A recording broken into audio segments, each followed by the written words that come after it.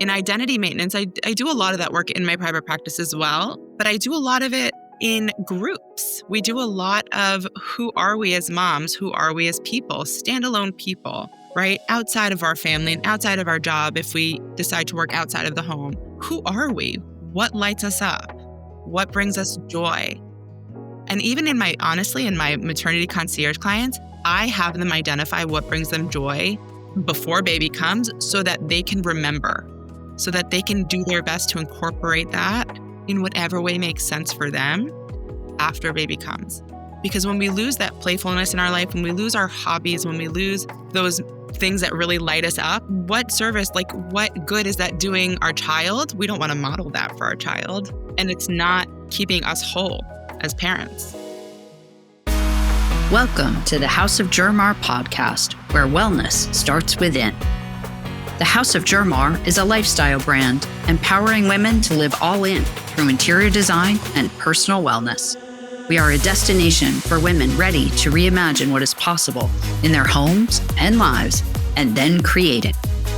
We are honored to have you join us on our mission to empower 1 million women to live all in. I am your host, Jean Collins, and I invite you to become inspired by this week's guest. Welcome to the House of Jermar podcast, where wellness starts within. I'm your host, Jean Collins, and today's guest is Abby Dixon. I'm so excited. I've never met Abby in person, but we happen to live right near each other. And she specializes in something that I think is really, really interesting: maternal wellness. So she is a therapist. She has her own company called Joywell, and we're going to talk about how she got into that. She's a mama of 3, how she got into becoming an entrepreneur, starting her own company. She looks at holistic wellness. She's not just your average therapist, and she really focuses on helping moms at many different stages. It's not just about pre-birth and right after birth. So, Abby, thank you so much for joining the show. I'm so excited to get to meet you in virtual person. Thank you for having me. I'm so happy to be here. It's a pleasure. And I see you because we're connected on Instagram with lots of similar people. So I see you, I follow you, I see you in magazines and stuff. So it's an honor. It's an honor to get to see you in person because your resume is very impressive. So thank you for making the time. And just so everybody knows, this is right before the holidays. Couldn't be a more stressful, busy time. So, hey, thank you for making the time right before the holidays. Thank you for making the time. We all have wellness. Kids. It's a journey. It's a special time. It's a special time. So share with everybody a little bit about your professional journey leading up to deciding you were going to become an entrepreneur and start your own business. I went back to grad school in 2013. So I just graduated college in 2009, went back to grad school, and I didn't really love the way mental health as a profession, as a subject of study was presented to me. It was really like, you are your symptoms. There was nothing more to it other than treating these symptoms and moving on. And I think that that's the reason why a lot of people are in therapy for years and years and years and years, is because we don't get to the root cause. We don't get to the lifestyle factors. We talk about the problems, but we don't troubleshoot them. We kind of learn some coping skills, which are great. And I'm not knocking coping skills. I teach them all the time and they work really well. But we don't change the patterns of behavior necessarily, or the patterns of interaction that then create more problems. Right. So once that kind of came and went, I pursued another master's degree in mental health and wellness counseling, which was a little bit more of a holistic view. It was still all the basics that you get in any graduate psychology program, but from a different perspective. And I thought that spoke so much more to me. And during that second round of grad school, I also happened to get married and have a baby, and then another baby. And then when I was studying for my licensure, I had one more baby. So I've really been on this journey of growth alongside the growth of my family. And I do think that dictated a lot of what specialty I picked. I knew moms were unsupported. I knew, don't forget, COVID also happened during that time. Right. And moms isolated. Yes. Parenting in a vacuum and unable to connect. And I ran groups completely free, like people could join for moms who were about to deliver alone and for moms who had just delivered, so that they would have at least something to connect about, something to talk about. Even if they were all over the country, didn't matter. At the very least, we had that. Do I prefer in-person connection? Always. but it was a good stopgap. And once I saw that, I really leaned in hard into Joywell. And that's where Joywell really came from, was those free groups that were held during COVID. Which is so interesting because as you're saying that, I think I sort of forget that back in COVID, like you were not allowed to bring anyone. It wasn't like the birth Yeah. that I had of my daughter where everybody was there and everybody comes to visit and everybody's in and out and all day long. And the idea of visiting hours doesn't even exist in the hospitals around here. Yeah. And to think about these women who are going through that experience, very much like you said, almost by themselves Yeah. is really wow. Like that's hard. Mhm. And then I can see how you really were providing a service to these women that could Yeah. make a difference. You could make a difference in someone and you couldn't be there in person, but you were making such a difference. I was just hoping to foster connection. That's all I really Yeah. wanted. I wanted them to not feel alone. And if they were feeling alone, I wanted them to realize that they weren't the only ones. And Yes. then I realized that it could really be helpful. And so I need to grow this in a way that makes sense for my family and for moms. Yeah. And Joywell has kind of gone through a few evolutions over the 5 years it's been around. But it's been a passion project. It's one of the loves of my life, and I'm so happy and honored to be doing this as a profession. Do you find that Joywell has evolved as the stages with your children have evolved? Because they Oh my always say gosh, you're yeah. best suited to serve the person that you were. And so now that you have three under your belt and they're growing and they're getting older, do you think Joywell's evolving a little too as a result?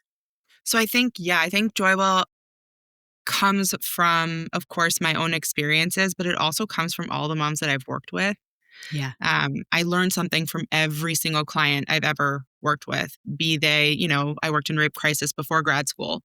Those women to my private practice clients to my concierge clients, they all teach me something. I think that that's one of the biggest gifts of being a therapist, is that you're constantly learning. Yeah. But I think more than anything, yes, of course. I lost my mom at 26 before I got married or before I had kids.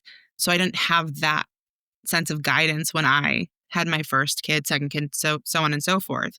I also didn't have that support. Normally, when a mom is still involved in a new mom's life, she comes in and helps her Yes. somehow, be it, virtually somehow or in person. She'll stay over, she'll help with the groceries, she'll help.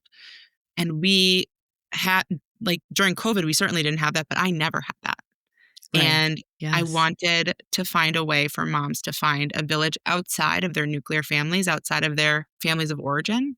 So, yeah, it's really very personal to me, where Joywell came from.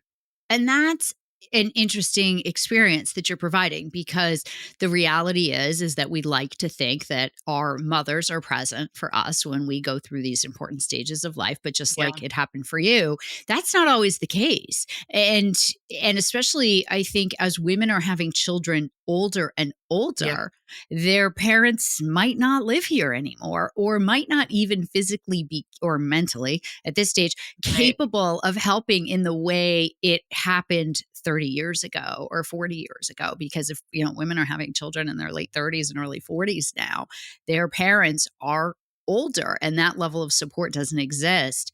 And I no. love how you're providing a community to provide that support so they don't feel that they're unique and that they're different or that it's bad. You're giving a substitute, which is special. In my opinion, arming moms with knowledge and actionable steps before they deliver can help mitigate a lot of the shock that comes with, especially your first child. I do think there's no substitute for the village. Yeah. I think that that's something that we've lost as a society in many, many ways. And I will get to how we're kind of fixing that too. But I do think that preparing, especially a first time mom, but certainly any mom, no matter how many babies she's had, with resources, arming her with knowledge and resources instead of stuff is so much more valuable and is going to benefit not only her, but her child and her partnership and her family so much more than a standard baby registry. And Yes. that's really what Joywell, the course that we have is postpartum prep. That's really how that serves, but also that's how my maternity concierge service works. It really takes into account who this mom is before she delivers, what she wants to preserve about herself throughout motherhood, right? Because our identities evolve as we become mothers, they grow, and what her core values are that she wants to carry forward into her journey with motherhood. So you said something that's so interesting because you're a therapist and not just a coach and not just a service provider, you added such an interesting level to it, which is acknowledging who that mother is before birth as a human being and the traits of that mother. And then who does that mother want to become as their identity changes and they then become a mother? But Yeah. what about their core traits for them as a person do they still want to embody? And I would think for some women, they might even want to embody new traits as Yeah. mothers. Yeah. Yeah, Our identities grow in motherhood for sure.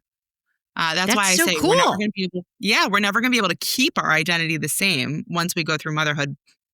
We can grow, right? So that means we might trim a little bit of the stuff here and we might sprinkle some water and nurture some other traits. But the point is not to get so lost that we no longer recognize ourselves as women, as friends, as partners, and as mothers. Yeah. So do you also help women with, postpartum depression and what do they do after the baby's here and how do Yeah. they maintain their identity and still find a sense of self when you don't really have much of a sense of self? And I think on your website you talk about the fact that it's just so overwhelming being a parent and it Yeah. really is. And I would love to hear about how you help people navigate that overwhelming path because it is very overwhelming. Yeah. So in my therapy practice, certainly I see a ton of what we call perinatal mood and anxiety disorders, PMADs for short. So that includes things like postpartum depression, postpartum anxiety. We see a lot of postpartum rage, and that typically stems from overstimulation in motherhood, which again, with the hormones, it's like, are you kidding? Really? But I see a lot of that for sure. And in identity maintenance, I do a lot of that work in my private practice as well, but I do a lot of it in groups. We do a lot of who are we as moms? Who are we as people? Standalone people, right? Outside of our family and outside of our job, if we decide to work outside of the home, who are we? What lights us up? What Yeah. brings us joy? And even honestly, in my maternity concierge clients, I have them identify what brings them joy before baby comes so that they can remember, so that they Yeah. can do their best to incorporate that in whatever way makes sense for them after baby comes. Because when we lose that playfulness in our life, when we lose our hobbies, when we lose those things that really light us up, what service, like what good is that doing our child? We don't want to model that for our child. And Yes. it's not keeping us whole as parents. And it's important to acknowledge that struggle exists because I Yeah. think so many women, especially those of us that, work outside the home, it's Hmm. this expectation that you're just going to be great at all of it and that you're just going to figure it out. Which is still to this day, Unrealistic. I'm not sure how we still have that because I don't either. it's it's unattainable. It is. It's We unattainable. can't have it all the time. No, it's 100% unattainable and still have a sense of self. It's Yeah, absolutely and then what you're doing is you're perpetuating a sense of failure, and none of them are failures. We're not right. failures. We're Yes. just real people. Yes. So back to your services. So you offer group classes. So So I do postpartum group coaching. Yep. okay. And And can I'm people actually be bringing. anywhere? Can they be anywhere for that? Or they have to be in person? It's not exactly postpartum group coaching. It's kind of like once moms are a little more established, we Okay. work on re-engaging with our identities, re-engaging with our own expectations of ourselves, our life goals, our values, stuff like that. So Hmm. that's probably a little bit later on. But for the immediate postpartum moms, I actually am bringing new mom school here to Westport and then to Greenwich, Ooh, cool. which is huge. Yeah, and it matches moms. It started out in California, and so I'm bringing it over to the East Coast here, or to New England anyway. Yes. Um, yeah, and they match moms by due dates, and we bring the experts in, and it's all in person. And these moms are together from birth. So they have Yes. an inbuilt support system with each other. They have people who are walking the same paths as them, so they don't feel alone. So they don't feel like they're the exception to the rule, but also so that they know which experts they have access to. Interesting. It's not just like a play date because you don't have those in the beginning, really. It's all So, very purposeful. yes. And we know that these bonds forged in early motherhood are protective against many of the effects of perinatal mood and anxiety disorders. So, again, that postpartum anxiety, that postpartum depression, connection with other people who have been there and who are there is invaluable. You So can't, important. Oh, yeah. just to have another, I know as an entrepreneur, just to be able to have a network of other entrepreneurs that Yes. you Oh can my gosh. call. Yes. And it's exactly the same thing. It's people who can understand some of your struggles and also your successes where, Yes. your You can immediate family celebrate. member might not be that excited about those Yeah. successes. But as a new mom, there are a lot of things that happen that you want to celebrate that just because they really are big deals. Like, Yeah. if you get to take a shower before 5, that's like, hurrah. Or your Yeah. spouse might be like, whatever. Oh, you showered today. Right. Great. So That's the great. benefit of connection and community, and you mentioned the word tribe in the beginning, is Yeah. really powerful. And also, I think because you were packaging it up with a service that has an intention of looking at mental health and Yeah. looking at parenting through that lens, you tend to attract, I would think, like-minded women who Yeah. are interested in their mental health and their well-being Yeah. and interested in keeping their joy and interested in keeping their identity. So you're creating a tribe of people who not only are in a similar place in time, but have similar goals and objectives in terms of their wellness too. Yes. And I think even more than that, I think acknowledging that there's an example you want to set. Let's say you have daughters, because I have 2 daughters and then I have a little boy. I want them to know that they don't have to be the sacrificial lambs in their family. I saw my mom do it, and I also saw her pursue her own career. She was a pediatrician. I saw her go for what she wanted. I saw her go out and be in the world, and those were all things that were important to her and lit her up, and once we were kind of old enough, she engaged with it again. On the other hand, I also want to acknowledge that there are lots of moms who don't have that ability to have that exact balance. And Right. those are the moms I really like working with because we find a way. We find a way to bring yourself back into motherhood, to include you as a whole person in the experience of raising a family. Ooh, I love that. You as a whole person. I pull Yeah. out quotes from episodes. That one's coming with me. That's a We forget good that, one. especially as moms, and I'm sure you relate to this, we forget that we were humans before we had these tiny, Right. you know, tiny dictators, for lack of a better term, Oh, in our lives, right? right. Yes. As much as we love them. Right. And the beginning, you talk about this on your website too. The beginning is so hard. Not if you're a first time mom or even a second or third time mom. They're just sucking the life out of you and you get so little back. When they start to get older, they start to refuel the energy that they're pulling out. But Yes. the beginning is really such a struggle. And it's also a struggle because there's no manual about how to do this. And you just mentioned hormones. You throw in hormones on top of it, everybody's reacting differently to how this whole thing works. And some women are crying all day, and others are like, what's wrong with you? This is the greatest gift ever. I think it's so important. And I think there's like a trend now going around on Instagram and TikTok. I'm not on TikTok, but on Instagram, I've seen it like, why did no one warn us about this? Like, there are certain things that no one tells you to expect, no one tells you to prepare for. And I Yes. wonder it's just so that we keep having babies, or if it's just something that we kind of forget, like the pain of labor and delivery, right? Right. You do forget. And so with, Joywell's kind of rebirth in 2024, I did bring a lot of prenatal services in because had I known after, having my first, second, third, the amount of resources out there, had I prepared them in advance, especially before my first, who was an emergency C-section, Oh, completely out of nowhere. Had I known all those things, I would have had people lined up other than a baby nurse. Right. I would have had a postpartum doula come. And of course, this comes from a tremendous place of privilege, right? And us being here in Yes. Fairfield County, Yes.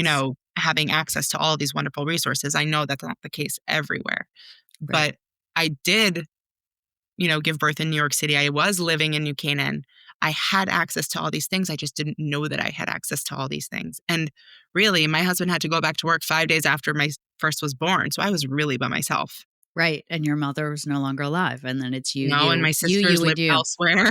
Right. And so you've been there, done that. You know from Yeah. experience how alone you can be. And it's interesting you mentioned resources because I think we're in this information age where there's so much information out there, which in some ways is great, but like Google MD is not cool. And, and I find it overwhelming on so many different subjects. And I Yeah. can only imagine for these new moms, there's so much information out there and it's so hard to know where to go and who to trust and what sources are the right sources and what things work. So you Yeah. just offering services that connect people so that they can be like, you know what? Follow this person, go read this blog, go read this book, because there is so much information out there and not, especially in the medical profession, not a ton of it, in my experience, is like policed, let's say, if that's the right word. But Right. Well, you don't know the sources, right? You don't right. know. Yes. You don't. And it's like people think like Wikipedia is like the source of all. And I'm like, Wikipedia is not a doctor. Wikipedia is not a doctor. WebMD is not a doctor. None of these things are doctors. But Right. even beyond that, for your own support, right? Like postpartum prep, for example, ends up in there's a printout at the beginning of the course and it ends up in this whole postpartum plan Yeah. that you show to your loved ones. If you see me behaving in XYZ way, this is who you call. Oh, I like If that. if I'm feeling lonely and I can't express it, this is what we do. Like we Ooh. call X, Y, and Z person and we say, hey, we're going to go for a walk in the sunshine if it's sunny out. Right. Or we say, hey, I'm going to come over and make you dinner and we're going to chat while I cook for you. Right. Because it's not just about the drop and go situation. I think meal trains are great and they're a lovely way to support new moms. But oftentimes, new motherhood, especially in those first few weeks, is so stinking lonely. It is Right. so lonely. You are contact napping a baby in the dark because they don't sleep anywhere else. Right. You're constantly feeding, right? Because bottle or breast, they still have to eat every 2 hours. Mm-hmm.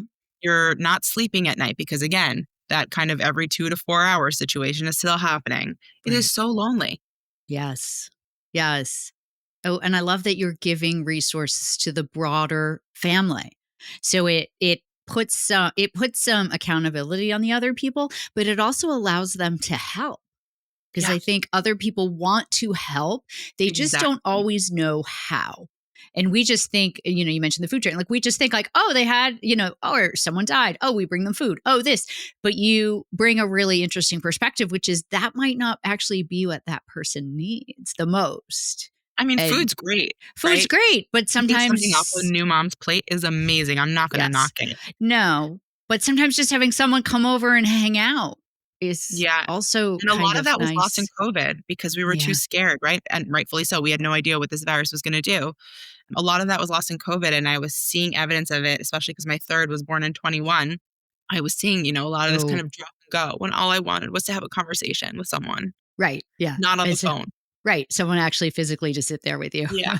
and be like, hey, Yeah. let me get you a tea. Yeah. I remember with my second, one of my closest friends who we had first the same age came over and held my little baby while sitting next to me so that I could Yes. eat my dinner. But she was sitting next to me. I had someone other than my husband Right. sitting with me, Yes. talking with me. One of my friends came over to help me bathe her just so that I wouldn't have to do it alone or with my husband. Right. Right. Yeah, no offense to them, but sometimes No, you he's a need, wonderful father of and he's so course. supportive. But Yeah. sometimes you just need another mom. Yeah. And sometimes you also need someone to talk about something other than the baby. Exactly. And it's like, recognizing that you have these friends from other things. And even if it's someone to just come over with and talk about their job or what they're Oh, struggling yeah. with, or just something that isn't related to Talk about diapers and grandpa's life. I don't feeding, care. right? Poop, like all that stuff that's just like consuming your life. Sometimes it's kind of interesting to talk about something else, but we forget. It's really interesting.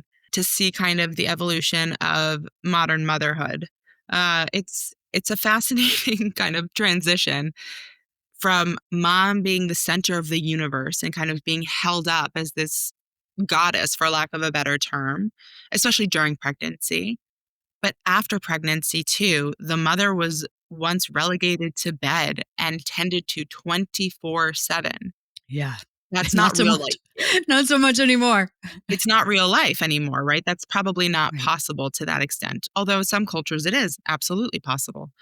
But we've gone so far off the deep end. We've gone to this level of hyper independence and this Yes. expectation that mom should be able to do it all alone.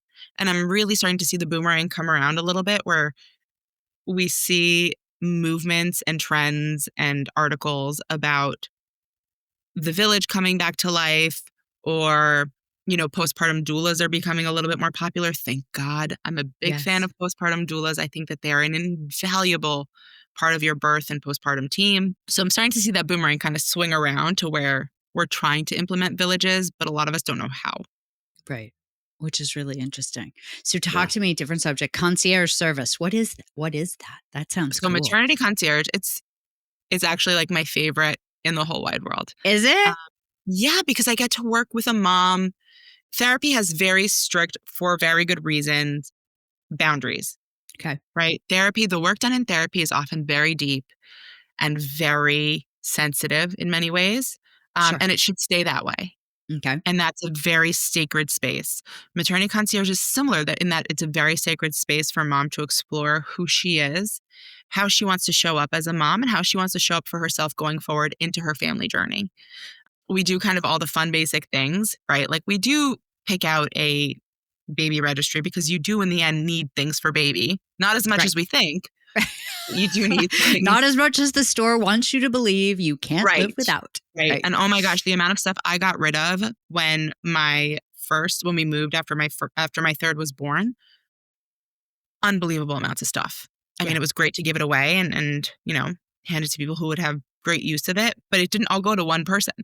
Right. Oh, of course not, because it's not all needed. It's not all You know what I needed. mean? It's like anything. You can only use so much at a time. They can only play with so many It's toys. It's the kind of same idea. wild. Yeah. It's It's kind of yeah. wild. That was one thing. But so we obviously do that, but we really, with maternity concierge, we take inventory of your values, of mom's values, how she wants that to show up in her life with child, before, after, all of these things. We do a lot of work on boundaries. We do a lot of work. I provide scripts. We facilitate conversations. I do 4 to 5 prenatal counseling sessions where a partner can join or she can do it by herself to work out things that she anticipates might come up so that, again, if and when it happens postpartum, she's not surprised and unprepared. The Yes. name of the game here is preparation. So yeah, we do the registry. We do the preparing to go back to work if that's what she chooses to do. We do the preparing to transition to full-time stay-at-home mom if that's what she chooses to do. We do all the legwork before we're exhausted, hormonal, and recovering from childbirth. Um, and you do it with someone who's walked it 3 times, Yes. but is also a mental health professional who can help you really work through these things so that they don't become problematic later on. Like, at what stage are women coming to you for this level of service? So I usually go late second trimester, no later than early third trimester, right? So like Okay. 27, 28 weeks is Yep. that sweet spot because we want it all to be fresh, but we also want to be able to make it through the 3 month Yes. period. Yes. Right. So we don't want to be starting at like 30, 35 weeks because Right. I won't have enough time. It's Rome too isn't late. built in a day. Yeah, right. It's too late. And then how long do people keep working with you after the baby's born? Because I would think some of it can be ongoing depending on the person. Yep. So that's up to them. Typically, we do 1 to 2 postpartum check-ins depending on how much they feel they need. I often like to take a lot off of mom's plate Yeah. once baby comes. I don't want her to feel like, oh my God, I have an appointment I need to get to. And while, yes, that does teach mom to prioritize herself, it can also really be a stressor for a lot of moms. So I follow their lead in that way. I Mhm. always do at least 1 postpartum check-in. And they Right. also have access to me via WhatsApp or text. So they can kind of be like, oh my gosh, Abby, I'm feeling this is not the baby blues. This is something else. Like, I need help. I will immediately get on the phone with them Right. we'll find resources for them, within 24 hours. We'll get them set up with something. Right. Which is such a Mm. gift because you're giving that mental health Yeah. professional therapist angle to the whole Yeah. process, which is not the services I've seen are either service based. I haven't seen anybody that does it with the approach that you do. Let's just put it that way, which is really interesting. Yeah, I think maternity concierge, especially there was a show on Bravo. I don't know if you ever watched it called Pregnant in Heels Yep. with Rosie Pope. Hmm. And she's kind of known as the maternity concierge for wealthy people. And Yep. I don't know if she's still doing it, but this was, 10, 15 years ago. And a lot of it was around planning the baby shower, and a lot of it was around the nursery, and a lot of it was around conversations with your husband. But it could only go so far because she didn't have the training that Right. I do, Yes. Yes. as wonderful as that service was, because I do think it took a lot of pressure off of these moms. But I think bringing my own personal experience to it, I think bringing my training with me into it allows for a really comprehensive service that really targets what each mom needs. There's no two moms that have come to me who have needed the same components. Right. Yes. Yes. Fully customizable. Well, and I Yeah. have to say, since I've just gotten to virtually meet you in person, you are so calm. It's like, and I don't know how you're doing this because we're going to talk about how in the world you balance this with your kids, but you come across as so calm. I think I'm And calm when I'm working because I really love okay. what I do, and it fully Yes. engages my brain, so I can't really be anxious. I Okay. suffer from generalized anxiety disorder. I have since college. Wow. Um, You would never yeah, know. so even when I was postpartum with my first, second, third, I actually never recognized the signs of postpartum anxiety in myself, Wow. Yeah. which But is now exactly why we which is why train you can help. caregivers. Right. Yes. Now you can help It's why we others. kind of leave a list for family members of like, if you're seeing this, let's reach out to someone and get assessed. We Right. don't need to suffer. Yes. Well, and that I love that we don't Yeah. need to suffer because I think sometimes we are just conditioned that this is part of that stage and it's stressful and it's overwhelming and get over it. Makes me so mad that it's just motherhood. But it doesn't have to be. It Even if doesn't it have to is, be. it doesn't have to be. I love that. Oof, that is powerful. All right, let's Yeah. talk about balance. You have 3 kids. Okay. How old are your kids? 7, 5, and 3. Holy cow. I know. Oh my We're a little goodness. nutty. You have to be nutty to Yes. kind of work, but we're really nutty. So, how do you balance being a mom and being an entrepreneur and running your own business and still finding you in there as well, just like you do with your clients? So me took a really big back seat until Did it? May of 24. Yeah. Okay. There was very little room for me. Hmm. Um, and that's kind of just how it was. I mean, that's Yeah. just real talk. Yes. I Right. don't want that for other moms because it felt really crappy. Yep. And so that's, where a big inspiration of mine comes from is let's not let you get there. Right. Balance is not a thing. Some days we give more to one area of life and some days we give more to another area of life. I have help. I have a nanny. Good for That is you. how I can do my work stuff Hmm. that lights me up. Good. That is how I can go to the grocery store on a Tuesday so that I don't have to spend my weekend with my kids going to the grocery store. That is Yes. a tremendous amount of privilege. It also frees me up mentally to hold space for moms that I work with. If I was parenting them full time, I wouldn't have the bandwidth. There's no possible way. Yes. There isn't. So I have to always acknowledge that I have an amazing nanny who helps me tremendously. My husband's very supportive. He doesn't work in the city. I have that Mm, too. right. Helpful. I have super supportive friends who are my biggest cheerleaders, and I love them and I'm so grateful for them. A lot of them are entrepreneurs themselves, which is really helpful and kind of speaks to what you were talking to about earlier, Yes. in that we need people who are in similar positions to us so Yeah. that we have accountability, we have camaraderie, we have deeper connections. But yeah, I mean, I'm just now finding the balance. I'm just now engaging in who does Abby want to be in motherhood? And so I've been so happy to kind of bring my clients along with me on this journey because I'm in it with them. Yes. Which is real. And I never claim to be, I hate one major pet peeve I have with therapists is that sometimes they claim to be the experts. And here's what's real. you are the expert on your own life. You are the only one who is in your shoes, in your skin, living your life day to day. I Sure. cannot say that I know more about you and your life than you do. No, because you don't have the past that that No, person has been brought to the present, and you don't know their future either. You only know the present of not them. even, right? I don't know Yeah. what it's like to live your life. Oh, You yes, can in no convey way. to me as best you can, but I'm still not living it. It's not Yes. experiential. Right. So my work has always been, even from grad school when I was doing, you know, bariatric evaluations at St. Luke's Hospital, like Yes. nothing to do with what I do now. But even then, I was like, okay, well, what's it like to be you? How do you Yes. feel on a day to day? Why is this important to you? I can't say why it's important to you. I can try, but it might not be accurate.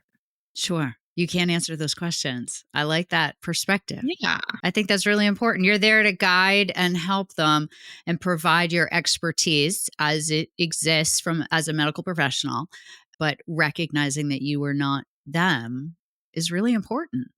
Yeah. I've never heard someone say that. That's the misperception of therapists. We kind of look at them as these infallible beings Mhm. because we have all these letters after our names or Yes. whatever. And the reality is that we're human and we know our lived experience, but we need to help you with your lived experience. Right. In doing that, you need to convey it to us so that we can help you. Yes. And it's their journey. You're there to help them with their journey, but it is their journey and they need to Yeah. own it. They need to own that too. Yeah. So in kind of rediscovering me and kind of re rebuilding Joywell from what was once a postpartum group platform into what it is now, serving different women at different points in their lives, it's been a journey of exploration for me too. Like, how do I interact with this work? Yes. How does my own experience show up for my clients? Because you can't totally leave yourself at the door. No, because you are you. That is that, Mhm. but that your uniqueness is what you bring to the table. Also, Of of course. And that's, of course. course, when we talk about client fit, right? Yeah, We fit together. Do our personalities complement each other in a way that it's going to be productive for you? correct. Yes. So, how do people find you? My website, Okay. www.joywell.co, not com. Ah, interesting. I I'm love on it. Instagram. Okay. Mm-hmm. And I'm typically just bopping around Westport with my kids. So, I mean, you might run into You me in need a different places. hat. You need a I know, shirt. I know. Oh my God. I have a license plate for my business. My You daughter really? That's works. amazing. I And I'm do. also gonna be bringing, in hopefully late March, early April, new mom school will be opening, Yes. here in Westport, and then later this summer, summer 25, Yes. we'll be opening a location in Greenwich. So, That's great. That's big. yeah, it's gonna be so amazing for moms, and it's, for me, such a natural continuation of Joywell, especially because my focus really is prenatal, and then again in, like, those later years. I think that new Yes. mom school fills such a void. And Yes. especially for pediatricians too, they're like, "Where do we refer our Where do we? clients?" Like, "Come to Yes. New Mom School." We bring in the pelvic PT, we bring in the sleep specialist, we bring in the therapist. They all come to these moms. So it's been a really great, it's going to be, for me, it's been a really great experience working with the new mom team out in California, but it's going to be an incredible resource for local moms. Sounds like it. That's Yeah, really exciting. And I can tell that it you is. love it. You light up when you talk Oh about my God. Well, I went and I, it. like, watched one of the groups, and they'd been together since their babies were brand new, and it was their last meeting of Oh, the 8-week oh. session, and they were all so deeply connected to each other and to their Yes. instructor, and, I mean, who doesn't love holding a baby? Like, come Of on. course. Of course. I do. I don't Right. want any more babies, I'm very done, but I am so, so excited to help moms who have just had babies really engage in this process of really the fourth and fifth trimesters and try their best to thrive through it, because really most of us are just surviving. Yeah. And you don't have to. You don't have to settle. You don't have to struggle. You don't have to just survive, as you said in the beginning. All Yeah. right. So before we run out of time, I love to ask all my guests to recommend a book. You mentioned you're an avid reader. I am too. Love to read. I love to recommend books that you think our listeners would like that have something that's impacted you personally or professionally. So, what could you recommend for us? one of my favorite books of all time, it's actually relatively newish, is How to Know a Person by David Brooks. Have you read? Ooh, I have not read it, but I've heard of it. It's spectacular. It really Okay. is. In a lot of ways, it talks to what I do in many ways, and also how I try to show up, even in my non-professional life. I'm not that person you're going to make small talk with. I'm very much, I'm going to ask you some, Let's get some deep real. questions. Yes. I love that though. And I'm also not one of those surface level friends. Like, I'm one of those people who has very, very close friends, not a ton, but Yeah. very close friends and very strong, enduring friendships. Yes. And the book really is about what it means to know someone and then to be known by them. He has this definition of wisdom, which really spoke to me. And that's the ability to hold two truths that are in opposition of each other at once in your mind. Ooh, that's powerful. Yeah. And for me, that was really, really present when I had my first daughter. I was still really in the throes of grief after losing my mom. It had only been like 4 years.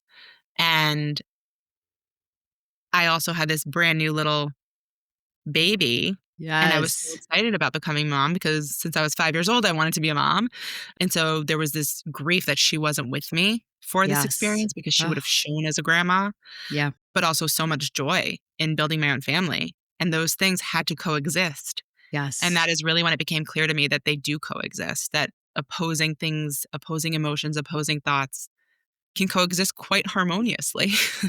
Ooh. And that's powerful because I think a lot of us have been there at different points, especially when you've lost a loved one. Yeah, Yeah, but it doesn't like mourning something and then celebrating something can happen concurrently, that's right? really powerful. Loving I'm someone going and to have to read that. being angry at them can coexist. Like these Mm, things are natural parts of a spectrum. They're not opposing black and white. We live in the gray most of the time. right. And their emotions, allowing yourself. I've had a lot of guests come on and talk about emotions and the importance of allowing yourself to feel them and not stuffing those down. Oh, that just Um, makes you sick. allowing the emotions to come and acknowledge them and not stuffing them. And that is part of that by allowing the emotions to exist together. Yeah. I think he also talks about the concept of an illuminator, Yes. which are people who are the weavers of social fabric. Hmm. And it's this concept of allowing someone else to shine and bringing forth that shininess in a way. And for me, that's so much of who I am. I love to cheer everyone on. I love to bring light to their light. And Hmm. I find that that concept put a name to what I was feeling all of these years. And so for me, yeah, it's a huge love this book. I could not Oh, recommend it more. all right. I'm going to have to get it. I buy all the Yeah, books that all my guests do it. recommend and I do read them. Eventually, I get to all of them because I just think there's so much wisdom in books and a book I can change your agree. life. It really can. Oh, So yeah. thank you. Oh, Abby, it's been such a pleasure to meet you and learn more about your business. I'm so excited for you and everything that's going on. Thank And thank you you. for sharing your wisdom on a subject that we really don't talk about a lot. I know. So I'm really happy that we were able to have you on the show so we can talk about it because it's Thank actually you. a really important it's an important topic, and mental wellness and new mothers and maternity wellness and holistic wellness I think is really important. So thank you for the time. I appreciate it and wishing you a really happy holiday season. Happy holidays. Oh my gosh. Thank you for having me. This was such a fun conversation. It was great. All right, we'll talk Yeah. soon. Thank you. Yeah. Bye everybody. Thank you for joining us for another episode of the House of Germar podcast, where wellness starts within. We appreciate you being a part of our community and hope you felt inspired and motivated by our guest. If you enjoyed this episode, please write us a review and share it with friends. Building our reach on YouTube and Apple Podcasts will help us get closer to our mission to empower 1 million women to live all in. You can also follow us on Instagram at House of Germar and sign up to be a part of our monthly inspiration newsletter through our website, houseofgermar.com. If you or someone you know would be a good guest on the show, please reach out to us at podcast@houseofgermar.com. This has been a House of Germar production with your host, Jean Collins. Thank you for joining our house.